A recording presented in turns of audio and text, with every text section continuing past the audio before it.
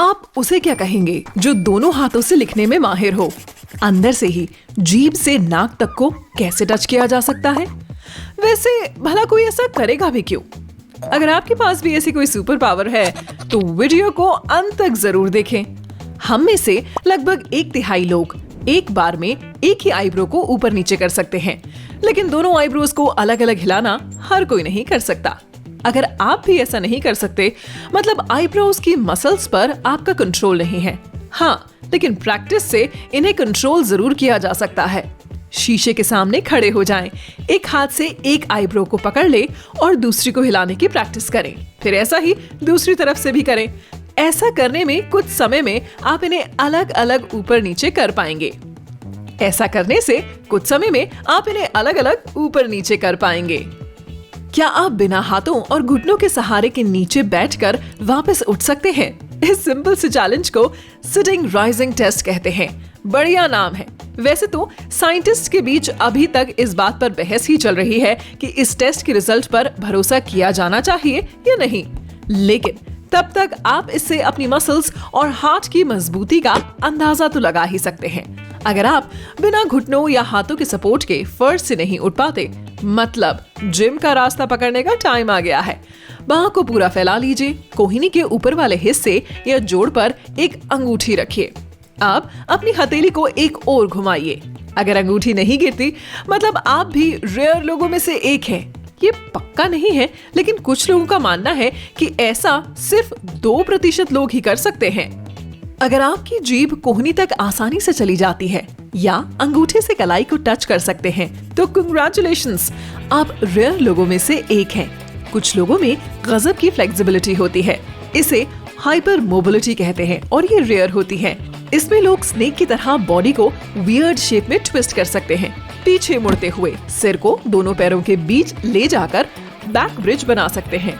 ये किसी भी तरह से अपने शरीर को घुमा सकते हैं, लेकिन कुछ मामलों में हाइपर मोबिलिटी में सेंसिटिविटी काफी बढ़ जाती है, क्योंकि इनमें मेड्यूला बड़े साइज का होता है। ब्रेन का यही हिस्सा इमोशंस को प्रोसेस करता है।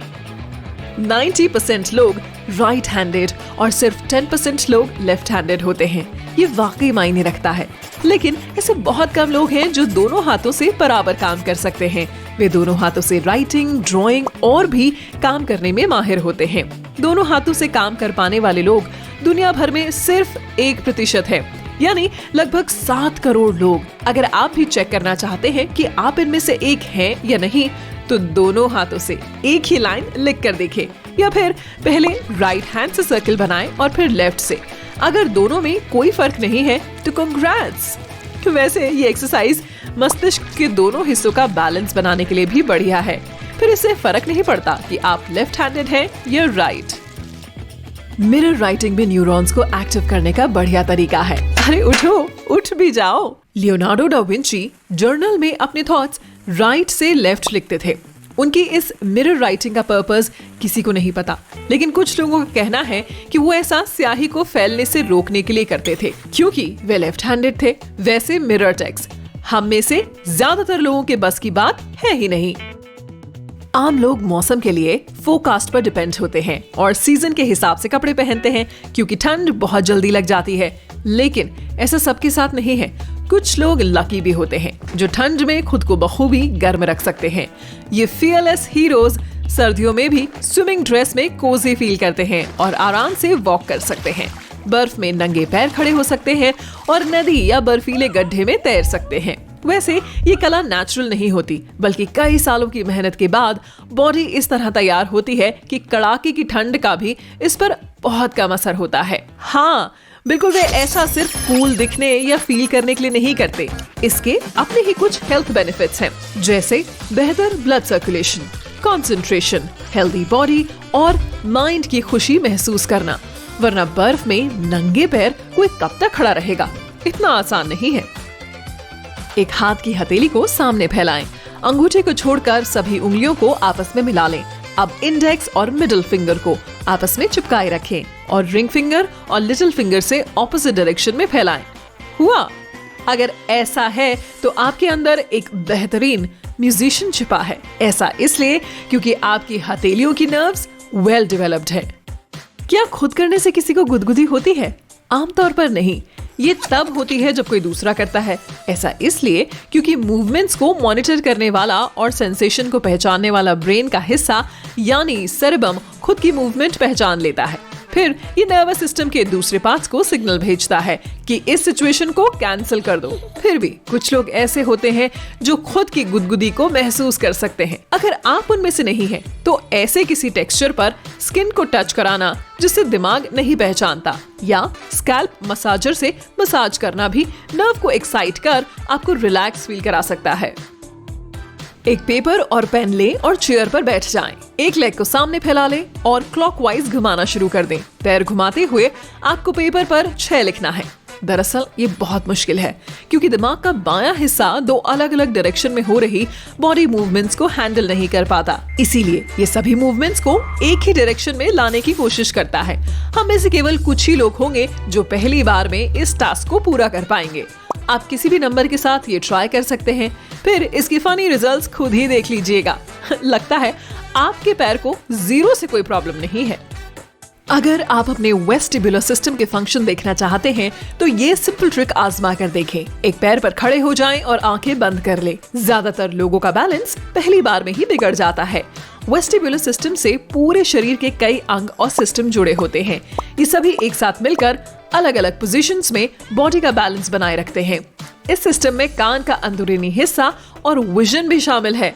इसी वजह से शांत माहौल में आंखें खुली रखकर बैलेंस बनाना आसान होता है। आम लोग जीभ का इस्तेमाल अलग अलग स्वादों का लुत्फ उठाने और बातें करने के लिए करते हैं, लेकिन क्या आप जानते हैं कि ये कई तरह की ट्रिक्स के लिए भी जानी जाती है। ऑलमोस्ट 10% लोग जीभ से नाक को छू सकते हैं। शायद आप नहीं जानते होंगे कि गिनीज वर्ल्ड रिकॉर्ड्स में दुनिया की सबसे लंबी जीभ का खिताब इस वक्त यूएसए के निक स्टोबल के पास है। उनकी जीभ 3.97 इंच यानी कि 10.1 सेंटीमीटर है। निक के अलावा भी इसके एक और दावेदार हैं, जिनका नाम इंडियन बुक ऑफ रिकॉर्ड्स में दर्ज है और इनकी जीभ 10.8 इंच यानी 27 सेंटीमीटर लंबी है। वाह, मतलब एक आइसक्रीम कोन की आइसक्रीम एक ही बार में खत्म। एक एवरेज मेल अडल्ट की जीभ महज 3.3 इंच यानी 8.5 सेंटीमीटर होती है। वहीं फीमेल की ये लंबाई 3.1 इंच यानी 7.9 सेंटीमीटर होती है। इसीलिए ज्यादातर लोग नोज ट्रिक को इतनी आसानी से नहीं कर पाते। चेरी स्टेम में गांठें लगाना किसी भी पार्टी का पॉपुलर चैलेंज है, लेकिन इसे सिर्फ कुछ ही लोग सही से और तेजी से कर पाते हैं। एल गिलियंस्की जून 2014 को एक गिनीज वर्ल्ड रिकॉर्ड बना चुके हैं, जिसमें उन्होंने 1 मिनट में चेरी के स्टेम में 14 गांठें जीभ से लगा दी थी। क्या बात! अगर आपका मन उनका ये रिकॉर्ड तोड़ने का है तो धैर्य रखें और प्रैक्टिस करते रहें। कम से कम 1.5 इंच का स्टेम ले। वैसे इस टॉपिक पर आपको कई ट्यूटोरियल भी मिल जाएंगे। शीशे के सामने खड़े हो जाएं, मुंह खोलें और जीभ के किनारों को एक ओर से दूसरी ओर लाते हुए इस तरह से ऊपर उठाएं ताकि यू शेप बन जाए। लगभग 65 से 81% लोग नेचुरल टंग रोलर होते हैं और इनमें से ज्यादातर महिलाएं हैं। कुछ लोग मानते हैं कि ये एबिलिटी जेनेटिक होती है, लेकिन रीसेंट स्टडी से सामने आया है कि ये प्रैक्टिस से भी किया जा सकता है। खेचरी मुद्रा योग का एक टर्म है। इसका मतलब होता है जीभ की नोक को मुंह के पिछले हिस्से में घुमाना। आइडियली इसे सॉफ्ट पैलेट तक ले जाकर नेजल कैविटी में रोकना होता है। इस आसन से मन तरोताजा होता है और बॉडी को भूख, प्यास और एंजाइटी को ओवरकम करने में हेल्प मिलती है। एक्सपर्ट्स का मानना है कि हर रात सोने से पहले खेचरी मुद्रा की आदत डालने से सपने भी अच्छे आते हैं। लेकिन योग शुरू करने वाले यानी बिगनर्स को नेजल कैविटी तक जीभ पहुंचाने में कई महीने यहाँ तक कि साल भी लग जाते हैं। लेकिन अगर आप इसे तुरंत कर लेते हैं तो आप वाकई भाग्यशाली हैं। क्या आप बिना पकड़े अपने कान हिला सकते हैं? कांग्रेचुलेशंस, आप भी दुनिया भर के ऐसे 22% लोगों में से हैं जो एक कान हिला सकते हैं। अगर बात करें दोनों कान एक साथ हिलाने की तो महज 18% लोग ही ऐसा कर सकते हैं। हमारे पूर्वजों के लिए ये एक आम बात थी। वैज्ञानिकों का मानना है कि वे अपने कान और भी कई तरह इस्तेमाल कर सकते थे। इस काम के लिए जो मसल्स इस्तेमाल होती हैं, उन्हें ऑरिक्यूलर कहा जाता है और हमें अब इनकी जरूरत नहीं है। लेकिन अगर हम चाहें तो आज भी इन मसल्स को एक्टिव कर कानों को हिला सकते हैं। बस इसमें थोड़ा टाइम और प्रैक्टिस लगेगी। अनफॉर्चुनेटली अब हम एक कान को साउंड की डायरेक्शन में नहीं खींच सकते। शायद आपने कुत्ते बिल्ली को ऐसे करते देखा होगा।